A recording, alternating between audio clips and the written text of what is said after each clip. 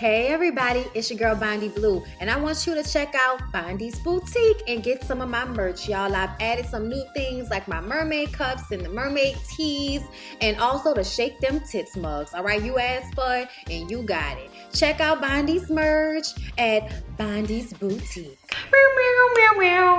I stay woke. I stay woke. I stay woke. If y'all don't love Erykah Badu, y'all don't know nothing about this. I stay woke. Okay, before everybody was woke on social media. Okay, analog girl in the digital world. Okay, look, I don't know why that was in my spirit, but it was. Okay, so look, we back for Real Housewives of Atlanta. Okay, let's just go ahead and get into my notes. It was a bit of a tizzy. It was a tad bit boring, a tad bit spectacular, and a tad bit annoying. So let's get into all of the bits, okay? So Shamari goes over to the swag boutique to see about Nene, to apologize for throwing up in her bathroom, for drinking all the liquor, okay, for acting a fool. She's real embarrassed about that. I'm like, yeah, all right, bitch, whatever. Because from what we understand, you'll never be embarrassed about these moments when you do the fucking most. Okay, not really, not deep down, not after the fact. Okay, maybe like, you know, during, right after, you'd be like, oh, I'm so sorry I threw up on you, I'm so sorry I'm sick, you know, I'm so sorry I'm drinking so much, I'm so sorry, you know, I'm an alcoholic. I don't like calling nobody alcoholic, but Shamari been throwing them the fuck back, bitch. I'ma need you to eat. I'ma need for you to eat. You on national television, bitch. You can't be like this. You gotta have your wits about you, Shamari. Oh Lord, y'all, we're gonna get more into that, but Shamari apologizes, like I said, brings Nene another bottle of liquor. Nene is still mad about Candy and Portia going into her closet, even though later on in the episode she's going to make it seem as if she's the only one that doesn't feel like talking about the situation. Nene says that the situation went further than she would have liked. Okay, maybe she didn't want to really put her hands on Portia being pregnant and all of that, because from what I understand, that's what the situation is. The situation is she put her hands on Portia in one way or another. It was on camera, but Nene apparently knows where the bodies are buried, so nobody will try her and put that shit on television. Also, they might not want to get fined for, you know, abuse of a pregnant lady on television. So yeah, it's a lot in question about why that scene did not make it, and why we're acting as if it didn't happen in the first damn place when obviously something happened. Okay, either way, Nene and Shamari decide that they're going to go to Eva's wedding together as dates. And I just kind of feel like, girl, really? You gonna go with Shamari, girl? Really? Like, whatever, I guess. So Eva has rented a home for her and her bridesmaids and a mother and mother-in-law, all of the women involved, the men, everybody. I think it's mostly the women at this place though.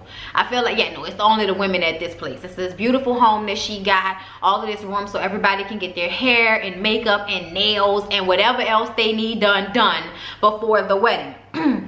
And y'all, you know, I just be wondering sometimes why Terrell always, is that his name, Terrell? Y'all know the makeup artist who used to, and the hair or whatever, he do everything. He used to work for Tamar, and then she wasn't paying him his money, and then he stopped working for them, and now he be over here by Eva all the time. I just wonder sometimes how he feel about when you the makeup artist / best friend, and you gotta do bitches makeup and be in a wedding. Like, are you getting paid? That's all I want to know. Because I just sometimes feel like that's unfair. Like, they can't even enjoy the festivities because they got to be beating your fucking face to Jesus and making sure you ain't oily for the whole night. But you know what? I digress. Eva is happy. She's excited. She got her mom this personalized handkerchief. You know, I'm about to be a wife and I'm already a mother, but I'll always be your daughter. I love you. It's beautiful. It was just all beautiful, all emotional, all reminds me of my wedding day. You know, it's just real beautiful. So her mom was moved, and we needed for that to happen because her mama has come off somewhat of a hard ass. So seeing this amount of emotion from Eva's mama is just wonderful. So they also let us in on a little piece of something about her daddy. Apparently her daddy had a stroke, which is why he's not walking her down the aisle. He's kind of, you know, not all there. He's there, but some shit, you know, maybe he wasn't getting air to the brain long enough and something happened. but either way, he's there, he's happy for her, he's expressing that, and it just shows how strong her mom is for having to now be a caretaker to her husband. You know, that's gotta be tough. But you don't see her all over the fucking place talking about it, huh? That's how you're supposed to do it, Nene. That's how you're supposed to do it. You're supposed to suffer in motherfucking silence, bitch. Okay, like you don't tell the world all the time how terrible your sickly husband is being to you. You know what you do? You bite the bullet, you understand it, you have a drink, you smoke a blunt, you go fuck somebody on the side if you feel like you need to, but you better make sure he don't find out about it, because then that's just so much worse. But damn, bitch, like go do some shit, but do it on the low. Why do you have to constantly put y'all shit on Front Street in such a way where it only turns out making you look bad, and then you resent everybody for feeling that way when you were the one that's acting like an asshole? Like, I can't with her. I cannot with her. So y'all, Nene calls Shamari and tells her that she doesn't know if she's going to the wedding because she and Greg have been fighting. She don't know if they gonna make it, y'all. And I feel like, bitch, if you leave this man now that he's sick with cancer, you a low down, dirty, gutter snipe of a bitch. Okay? I'ma just go ahead and say it like that. Because I don't understand why, if you know he's sick and it's a hard time, as tough as it may be, maybe sometimes you just gotta call somebody to come over and make sure he all right, and go ahead and have, you know, some time alone. Okay? Like, do what you gotta do for yourself to make sure that you're able to be there in whatever capacity you could be there. But bitch, it just ain't gotta be all of this here, because it just annoys me the way every conversation, everything is about woe is me, Nene, and what I'm going through, and y'all have no idea, and you know, I might leave my husband even though he might die. Like, it's just too much. So she calls Tanya, Shamari, and asks her if she can ride with her. Shamari already got the champagne. I mean, look, Tanya already got the champagne popping, ready for Shamari, so the drinking will begin early. So Cynthia and Mike ride with Candy and Todd, who is still astonished at how much this wedding cost Eva at a what is it, a whopping $1,000 a plate. I'm like, bitch, you better have the layout of the gods, because I'm gonna tell you, the food was rolling at my wedding, and we had several different stations, okay? Several different stations of food. You had seafood, you had cup food, you had pastas, you had salad, you had fruits, you had free cocktails, bitch. What is you paying all this money for? Like, god damn. But her wedding did turn out to be very, very beautiful, y'all. So they still talking about Nene flipping out, and Candy still feels like, granted, maybe we shouldn't have went into the closet, maybe we should have read, you know, the nose more clearly. Okay, we wrong, but her response was over the top and unnecessary, period. Okay, like, that's how I feel about it, and that seems to be how Candy and Portia feel about it, and Marlo would feel like that if her head wasn't stuck up Nene's ass, but it's such a comfortable place for her this time of the year. Everyone gets to the wedding, and Nene shows up with, you know, like a good Judy on her side, and I was just like, so you gonna show up? Why you just didn't show up with Shamari? I don't understand her sometimes, but I guess she didn't feel like having the cameras with her on the ride there, and if Shamari was there, she would have had the cameras with her on the ride there. Okay, so he has his beautiful vows, she has her beautiful vows. Everyone was, you know, walking down the aisle for their life and giving cuteness and foyness and sexiness and loveliness. It was everything. The wedding, the venue, the vows they had for one another, it was beautiful. And then the thing that made me mad is, unlike everybody else's wedding that has been on Real Housewives of Atlanta, y'all make the shit about Nene and Greg and they wedding, instead of staying, you know, keeping the focus on who this shit was about, which was Eva and Mr. Sterling over there. Okay, so I just kind of felt some type of way about that. I thought that was fucked up. Like, why do we have to make this about Nene and the fact that she's upset because she's going through something with her husband? Bitch, it happens. This ain't the first time. Like, this y'all second time being married. Don't act like shit ain't gonna happen. Y'all are going through a rough time, but you coming to somebody's wedding and making it all about you, that shit is annoying to me. Even though she was cute, that dress was real pretty with the red on the back and the black on the front. I was here for that dress. I was here for that dress. At the same time as Nene is upset going back and forth in her mind with her wedding, Cynthia is envisioning what Mike Hill and her wedding would be like. And when they are walking down the aisle, she gets upset and it seems as if she's crying and she runs off. So y'all know Marlo's ass gonna follow shortly behind her. And then everybody's like, oh, what's wrong with her? What's going on with her? Oh my God. And it's like taking the attention away from Eva once again. That really, really annoyed me. So when they return to the rest of the room and everybody's back, you know, waiting for Eva to finish taking her pictures and everything, Marlo is like, I'm looking for a man. You know, I make sure I'm gonna get me a man here. And Mike is like, let's make sure they got good credit, bitch. Like, let's make sure we can find your tax bracket. Okay, because we know where you fly at, bitch. Hi. Okay, hi. Thank you for your money, grandpa. Okay, so Portia and Candy go to tell Eva how gorgeous everything is, how gorgeous she looks. It's lovely, the whole nines. Okay, on their way back, they have a conversation about how Marlo then ran back to Nene with her version of the conversation that was had between the three of them on last episode. And she put it in a way to Nene that I guess Nene has some problem with now. So Marlo comes downstairs. They tell her that they had a problem with the way she reiterating shit. So she says, you know what, let's not have any more confusion. I'm gonna go get Nene. Nene is downstairs talking to Cynthia about the fact that she feels as if she's about to leave Greg and move into a separate house, or maybe he gonna move into another house. And Cynthia is like, girl, y'all already not sleeping in the same bedroom. I mean, Lord, like, what's the problem, you know? And she's just talking about how hard it's been and how he does these terrible things to her, but because everybody expects for her to be the bad guy, they always look at her like she's wrong and it's him. And I feel like, look, Nene, bitch, nobody is discrediting the idea that Greg could possibly be mean and ornery to you right now because of what he's going through. What we're trying to get you to understand is that even before he found out he had cancer, he probably wasn't feeling that great, so he probably was sick, which was probably already affecting the way he was treating you. So you're looking at it as, oh, our marriage hasn't been good since before he found out he had cancer, but he was probably already not feeling well. So that plays a part. And it seems like you breaking your vows by not accepting for sickness and in health. Not just in health, bitch. Just like the first time it felt like you was leaving that nigga because y'all went from richer to poorer. And then it became more about the money that you was making and less about the money that he was making. But once you done went out there and got your Hollywood life and figured out that ain't really much out there for you, you decide to take your ass back to your husband knowing now that you the one that can make the bank. And he can hold your purse for you. And that feels just as great. But now y'all in the area of y'all life where he can't hold your purse because he is battling with cancer.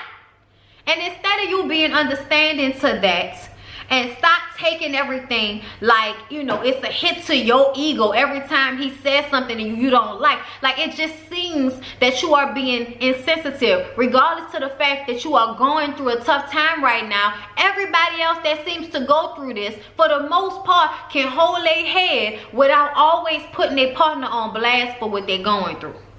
That's for one thing I feel like it's fucked up. That you always trying to put him on blast for having an attitude or talking to you bad. He's sick, bitch. He might die. He has a lot going on and you want people to not hold you accountable for your shit because he's sick, but then you don't give him that same respect when he's the one who could possibly die. Like, she's a hypocrite and it's annoying as fuck, okay? It's annoying as fuck. But when Portia and Candy say to her how they feel, which is that it wasn't that you was rushing towards us, but you came at her aggressively.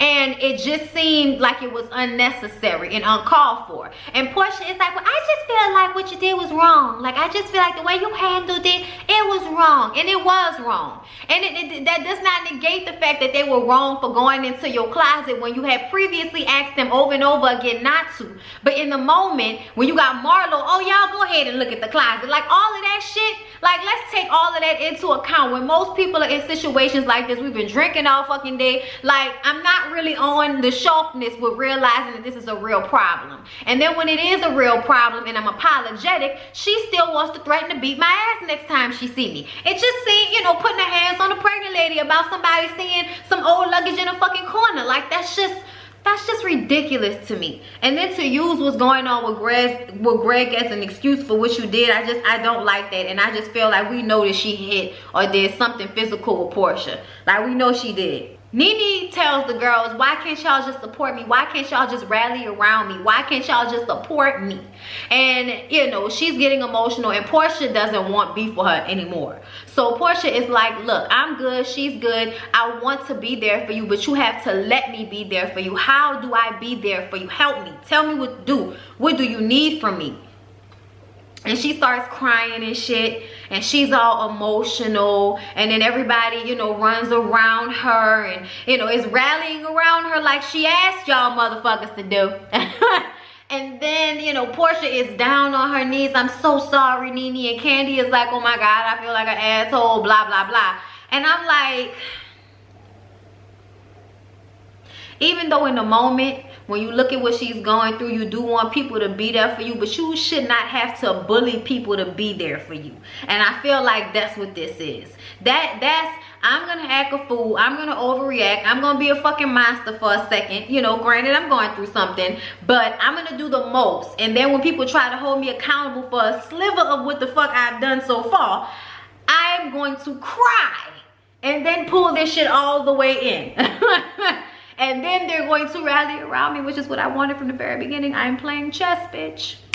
Okay, that's what Nene told y'all, and I believe it. She constantly is mind fucking everybody on this show to feel sorry for her when she has not shown anybody that same courtesy. I just cannot. I just cannot.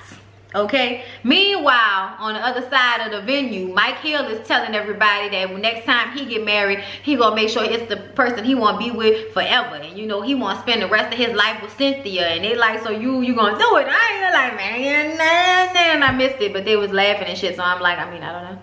So Mike Hill, are you gonna get down on one knee and pop the question of Cynthia? Like, is that gonna happen? Like, we wish you would. Y'all seem like y'all really into each other in the old nasty, we don't want to watch y'all fuck, but we happy for y'all type of way. Okay, I'm just saying. I'm just saying. Y'all, can we talk about how Marlo constantly instigates situations? Like how she'll go back and tell Nene the story in a certain way, so now Nene's mad, so now they feel like they need to have a conversation. We all know this ain't the time or the place, but I'm gonna go get her and bring her back down here so that we can all have this conversation. And then when I feel like, you know, y'all might be getting too close or something like that, I'm gonna try to put a stop to it. Okay, that's enough, that's enough, that's enough. You are not the motherfucking moderator. Portia was getting aggravated with her, and you can tell. But Marlo is always trying to be like the commentator or the person in between you and Nene, and that shit is so aggravating to me. Like, that shit is so fucking annoying to me. Like, bitch, if you don't go sit the fuck down and find something else to do. Like, she works on my nerves with that shit, because she be instigating some of this shit. So after, you know, everybody like, okay, let's go get ready so you can do your speech. And she like, I don't know if I want to do the speech. I'm like, so you done came to this fucking girl wedding and made it about you, and you can't at least give her the speech? I was feeling some type of way about that, and I ain't gonna lie. I was like, that's just real fucked up to me, but whatever, bitch. So they leave the area they was in, and Shamari then got fucked up. She there by herself. All the girls was downstairs. She ain't had nobody to kick it with. She done drank her ass, okay, up into a old nasty litty area, okay, like, Nene, I love you. I'm here for you, girl. I just want you to know that I'm here for you, girl. I just want you to know, you know, from one married person to another married person, girl. I just want you to know, do you know? Like, drunk as fuck to the point that Candy had to take her to the side and be like, come on, you're doing too much. You're doing too much. She take her to the table. She talking to Eva Mama about how she came out her vagina. Y'all, licking on Candy's hand. It was way too much going on. It was way too much going on. Nene does end up doing her speech. I was like, thank you. Thank you for pulling it together long enough to give this girl a halfway decent speech. Because it still was coming from a place of, I'm going through something in my marriage right now. But you know what? I have the best hopes for y'all. Respect and communication are key. Okay, that's the advice she had for you hoes. And she hopes that love will win. And I hope love will win as well, because I think it would be very terrible if she and Greg decided to get a divorce because of the cancer. Like, I'ma just go ahead and say that. I think she needs to find a way to cope and deal with the fact that it's no longer all about her. But I just feel like there's a way to do that without always putting your husband on blast and making it about you, when you obviously are not the one with the greatest, you know, situation. You don't have the hardest situation in this, you know, in this thing. If Greg dies, you'll get insurance money, he'll go on to glory, and you'll find some younger man to poke you to Jesus until you get too old for all of that. Whenever that could be, okay? So I just feel like at the end of the day, life for her will go on and his life is at stake. So you should show extra consideration for him and stop expecting people to kiss your ass just because you're going through something. Everybody's going through something. So when you on your bag and you feel like talking to somebody bad or fucking over them or overreacting to a situation, you're not taking into consideration what they're going through in their life that you may not know about. Which brings up again the hypocrisy and how you want love and respect that you're not willing to give. I don't like that shit. Period. But yeah, y'all, that's how I felt about it. Please don't forget to like, comment, and subscribe to my channel if you have not already. I'm mentioning again my PayPal account if you want to donate to my channel, honey. I'd appreciate it greatly. BONDY.BRITTANY@gmail.com. Love y'all. See y'all in the next one.